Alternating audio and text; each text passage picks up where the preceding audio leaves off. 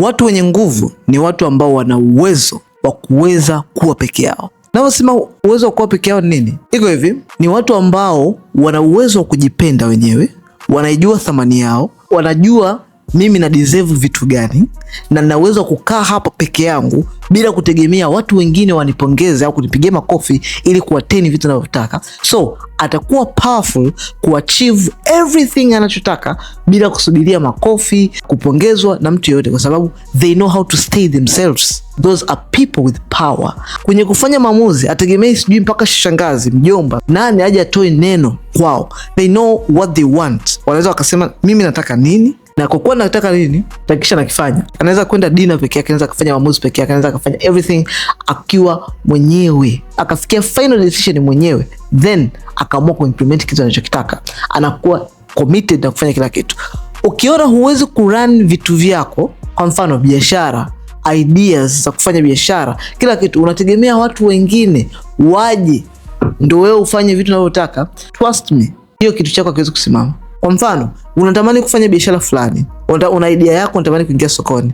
Jambo la kwanza, njoo usajili private limited company, kampuni yako binafsi. Ukishasajili kampuni yako binafsi, unaanza kufanyia kazi, matokeo hata yaanze kuonekana. Matokeo yakianza kuonekana, trust me, watu ambao ni sahihi wa kufanya kazi na wewe watakuona. Wataziona jitihada, wataziona process unazofanya. Watazionaje? Huku sasa ndo utajifunza masuala marketing, masuala sales. Kwa mfano, ukute kujua hata namna kupitch. Unapopitch unapitch kama vile unataka kuonewa msaada au kuonewa huruma. Hamtafanya kazi na wewe kwenye kampuni yako kwa kuonewa huruma. Kwenye kampuni watu wanafanya kazi kwa sababu umeweza kufanya pitching nzuri ambayo mimi najua nitanufaika vipi na yeye anajua ananufaika vipi. Sio unaenda pale kwa sababu wewe unataka kutia huruma. Hamna mtu anafanya kazi kwa kutia huruma, especially kwenye company level. Familia yako tu imeshinda kukuinvest, alafu unataka watu wengine wainvest kwa sababu gani? Ya kutia huruma? No, never. Huku unakuja kupitch, unaonesha potential, unaonesha vitu ambavyo umeshafanya na matokeo yaliyopo na kwa muda fulani uliofanya, then unasubiria kwamba kama ndani ya miaka miwili nimefanya 1 2 3, it means nimefanya haya kwa miaka miwili bila kuwa na resources kamili.